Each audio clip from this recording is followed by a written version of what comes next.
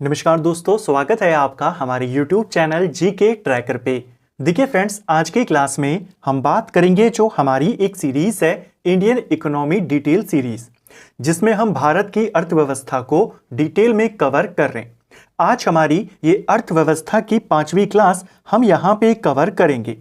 इस क्लास में एक बहुत ही इंपॉर्टेंट टॉपिक है जिसके क्वेश्चन आपसे कई सारे पेपर में पूछे गए हैं। हम बात कर रहे हैं एसडीजी लक्ष्यों के बारे में। अर्थव्यवस्था इसको यहां पर करना, अर्थव्यवस्था की हमारी 5वीं क्लास है। इसके अंदर हम एसडीजी लक्ष्य को यहां पर कवर करेंगे। जैसा आप जानते हैं, संयुक्त राष्ट्र के द्वारा एजेंडा 2030 के नाम से 17 लक्ष्यों को निर्धारित किया गया है। अलग अलग परीक्षाओं में पूछा जाता है एसडीजी लक्ष्य 1 क्या है, लक्ष्य 2 क्या है, लक्ष्य 3 क्या है।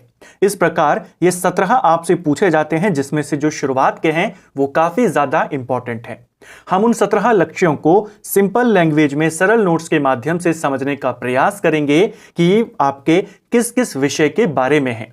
इस टॉपिक के साथ साथ इसी क्लास में करंट अफेयर का एक टॉपिक भी यहां पर कवर करेंगे। 2024 के जो अलग अलग सूचकांक रहे हैं उनमें भारत की रैंक क्या रही है और शीर्ष पर कौन सा देश रहा है, हम उसको भी आज की क्लास में कवर करेंगे। अगर आपने इससे पहले की क्लासेस को नहीं देखा है तो आप प्लेलिस्ट में जाके देख सकते हैं। तो चलिए दोस्तों, आज की क्लास को शुरू करेंगे।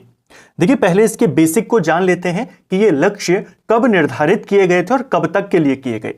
देखिए, वर्ष 2015 में संयुक्त राष्ट्र महासभा की बैठक में 2030 सतत विकास हेतु एजेंडा के तहत सदस्य देशों ने 17 विकास लक्ष्य यानी एसडीजी सस्टेनेबल डेवलपमेंट गोल्स अंगीकृत किए थे।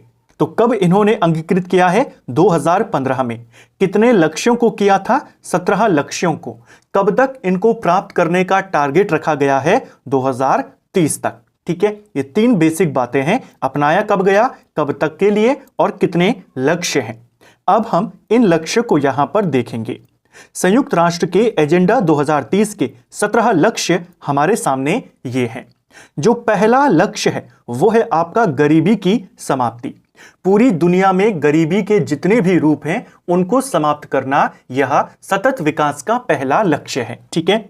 दूसरा लक्ष्य है भूख समाप्ति, यानी भुखमरी की समस्या को समाप्त करना, यानी खाद्य सुरक्षा को बढ़ाना और पूरी दुनिया में भुखमरी को खत्म करना। तो पहला गरीबी से संबंधित है, दूसरा भूख से संबंधित है, भुखमरी से संबंधित है। ठीक है।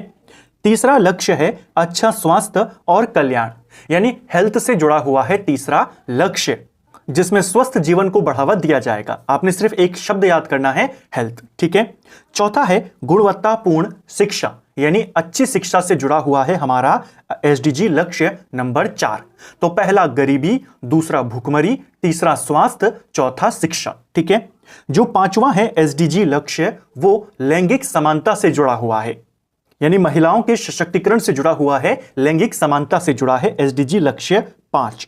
जो एसडीजी लक्ष्य 6 है वह आपके स्वच्छ जल एवं स्वच्छता से है, यानी अच्छा पानी और साफ सफाई से संबंधित है एसडीजी लक्ष्य 6।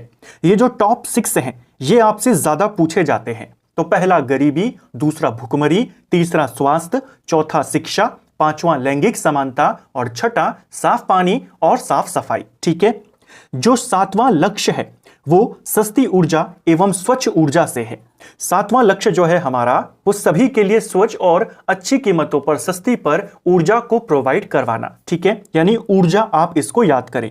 जो 8वां लक्ष्य है वो अच्छा कार्य और आर्थिक विकास, यानी रोजगार से संबंधित है कि सभी को कार्य मिले और उन्हें कोई हानिकारक कार्य न करना पड़े, उनके लिए अच्छे कार्य उनको मिले, सभ्य काम को बढ़ावा देना, सिंपल सी चीज है। यानी इसके अंदर क्या आएगा? इसके अंदर आएगा रोजगार। ठीक है। अगला है एसडीजी लक्ष्य 9, जिसमें उद्योग, नवाचार और बुनियादी ढांचे की बात कही गई है। सिंपल सी चीज है, इसको लेकर जो एक शब्द याद करेंगे वो है औद्योगिकरण। सवाल बनेगा संयुक्त राष्ट्र के सतत विकास लक्ष्यों में औद्योगिकरण किस क्रम का लक्ष्य है, तब आप कहेंगे लक्ष्य नंबर 9। ठीक है। 10वां है असमानता को कम करना। अलग अलग देशों के अंदर जो देशों में असमानता देखने को मिलती है अमीर और गरीबों के बीच में, समाज के बीच में, उसको कम करना कौन सा टारगेट है? 10वां टारगेट। 11वां है धारणीय शहर और समुदाय, यानी अच्छे शहरों का निर्माण करना, अच्छी स्वच्छ मानव बस्तियों का निर्माण करना, ठीक है, यानी जो कह सकते हैं हम एक प्रकार से स्मार्ट सिटीज का निर्माण करना, वो नंबर 11 पे आता है। सतत उपभोग और उत्पादन ये किस में है? ये आपके लक्ष्य नंबर 12 के अंदर आता है, यानी स्थायी खपत और जो उत्पादन है उसको सुनिश्चित करना। नंबर 13 पर जलवायु परिवर्तन और उसके प्रभावों से निपटने के लिए तत्काल कार्यवाही करना। तो जलवायु परिवर्तन पर कार्यवाही या उसके अनुकूल कार्य करना जिससे हमारी जलवायु को नुकसान ना हो, जलवायु परिवर्तन को रोकना, वो एसडीजी नंबर 13 में आता है, ठीक है। एसडीजी नंबर 14 महासागरों, समुद्री संसाधनों का संरक्षण और उपयोग की बात करता है, यानी जो हमारे जलीय संसाधन हैं, चाहे वो समुद्र है, महासागर है, समुद्री जीव हैं, जल के नीचे के जीवन के बारे में, उनके संसाधन के बारे में लक्ष्य नंबर 14 बात करता है। उसी प्रकार लक्ष्य नंबर 15 भूमि पर जीवन की बात करता है, यानी जो हमारे पारिस्थितिकी प्रणालियां हैं, हमारे जो जंगल हैं, जैव विविधता है, उनको नुकसान पहुंचाए बिना विकास करना। तो वो किस में है? भूमि पर जीवन, लक्ष्य नंबर 15। महासागरों में जीवन यानी जल के नीचे जीवन, वो 14 में, भूमि पर जीवन वो 15 में। 16वां है शांति, न्याय और मजबूत संस्थाएं। शुरुआत के 6 के बाद आपसे ये वाला जो लक्ष्य है वो ज्यादा पूछा जाता है कि मजबूत संस्थाएं जो हैं वो कौन से लक्ष्य में आती है, तो लक्ष्य नंबर 16। और अंतिम जो लक्ष्य है सतत विकास के लिए वैश्विक भागीदारी को पुनर्जीवित करने के अतिरिक्त कार्यान्वयन के साधनों को मजबूत बनाना, यानी सस्टेनेबल डेवलपमेंट के लिए देशों के अंदर, देशों के बीच में वैश्विक भागीदारी को और ज्यादा बढ़ाना। तो ये 17 लक्ष्य हैं एसडीजी एजेंडा 2030 के तहत, जिसमें आपको याद करना है, पहला किससे है? गरीबी समाप्त, दूसरा भुखमरी, तीसरा स्वास्थ्य, चौथा शिक्षा, पांचवा लैंगिक समानता, छठा साफ पानी। जो इंपॉर्टेंट है उनको हम अगर बात करें, रिपीट करें तो 6 तक तो आपने इनको याद कर लेना है। 6 पे स्वच्छ जल हो गया आपका। उसके बाद नंबर 9 पे औद्योगिकरण को याद कर लीजिए। नंबर 13 पर जलवायु कार्यवाही को याद कर लीजिए। 14 जल के नीचे जीवन, 15 भूमि के नीचे जीवन, 16वें में शांति, न्याय और मजबूत संस्थाएं, और 17वें के अंदर देशों के बीच में आपस में वैश्विक भागीदारी को बढ़ाना, इन लक्ष्यों को प्राप्त करने के लिए। तो ये 17 लक्ष्य हैं जो आपसे पूछे जाते रहते हैं। एक बार इनको जरूर आप रिवाइज करें ताकि आपको जो इंपॉर्टेंट वाले हैं वो याद हो जाएं। इसी एसडीजी के जो ये लक्ष्य हैं 17, इन्हीं के आधार पर 2018 के अंदर नीति आयोग ने भी 16 लक्ष्यों को निर्धारित किया है। जो यूनाइटेड नेशन है उसके 17 टारगेट हैं, जबकि नीति आयोग ने कितने टारगेटों को अपनाया? उसने 16 टारगेट को अपनाया। उसने ये 17वां वाला नहीं अपनाया है, मात्र ये जो शुरुआत के 16 हैं इनको अपनाया है, ठीक है। उन्हीं के आधार पर नीति आयोग भी अपनी वार्षिक रिपोर्ट जारी करता रहता है, ठीक है। अब हम बात करेंगे 2024 के इंपॉर्टेंट सूचकांक और उनमें भारत की रैंक, ठीक है। यहां से बहुत सारे क्वेश्चन आपके बनते हैं। जो आपके हाल ही में एग्जाम है, यानी 2025 की शुरुआती महीनों में जो आपके एग्जाम हैं, तो उनमें आपसे यही रैंकिंग पूछी जाएगी। अगर आप उसके बाद इस वीडियो को कवर कर रहे हैं तो एग्जाम में जाने से पहले 2025 के आंकड़ों को जरूर देखें। ये आंकड़े आपके 2024 के हैं, जो 2024 के जो बचे हुए एग्जाम हैं उनमें, और 2025 के शुरुआती एग्जामों में आपके लिए कांस्टेंट रहेंगे, ठीक है। तो चलिए रैंकिंग को देखते हैं, भारत कौन से स्थान पर रहा और शीर्ष में कौन सा देश रहा। सबसे पहले है हमारा विश्व सतत विकास रिपोर्ट, यानी जो एसडीजी वाली रिपोर्ट है उसी की हमने ऊपर इसको डिटेल में समझा। भारत इसमें 2024 में 190वें नंबर पे रहा। पिछले वर्ष भारत इस रैंकिंग में 121वें नंबर पे रहा था। अब की बार 2024 में 190वें नंबर पे रहा विश्व सतत विकास रिपोर्ट में। यानी ये जो 17 लक्ष्य हैं उनको प्राप्ति के लिए भारत में जो प्रयास हो रहे हैं या पूरी दुनिया में जो प्रयास हो रहे हैं उसके आधार पर देशों को रैंक किया गया। भारत 190वें नंबर पे रहा। पहले नंबर पे कौन रहा? पहले नंबर पर रहा फिनलैंड, दूसरे नंबर पे स्वीडन रहा, ठीक है। दूसरा इंडेक्स है हमारा विश्व प्रेस स्वतंत्रता सूचकांक, यानी जो वर्ल्ड फ्रीडम प्रेस इंडेक्स होता है, इसमें भारत 2024 में 159वें नंबर पे रहा। भारत की रैंक क्या रही वर्ल्ड प्रेस फ्रीडम इंडेक्स में? 159। इस रैंकिंग में 2024 में टॉप पर कौन रहा? तो नॉर्वे देश रहा। ठीक है। विश्व खुशहाली सूचकांक की बात करें तो भारत 2024 में 126वें नंबर पे रहा। पहले नंबर पे कौन सा देश रहा? पहले नंबर पे फिनलैंड रहा। ठीक है। मानव विकास सूचकांक की बात करें तो 2024 की रैंक में भारत 134वें नंबर पे रहा। पिछले वर्ष भारत 132वें नंबर पे रहा था। ठीक है, मानव विकास सूचकांक में। इसके बारे में और अन्य सूचकांकों के बारे में हमने पिछली क्लासेस में विस्तार से बात करी थी। जो मानव विकास सूचकांक है, इसमें जो टॉप में रहा उस देश का नाम था स्विट्जरलैंड। ठीक है। वैश्विक नवाचार सूचकांक की बात करते हैं, ग्लोबल इनोवेशन इंडेक्स की बात करें, इसमें भारत 39वें नंबर पे रहा। पिछले वर्ष भारत 40वें नंबर पे रहा था। ठीक है। इस इंडेक्स में भी टॉप में कौन सा देश रहा? स्विट्जरलैंड रहा। ठीक है। तो मानव विकास सूचकांक में और नवाचार सूचकांक में दोनों में टॉप पर स्विट्जरलैंड रहा।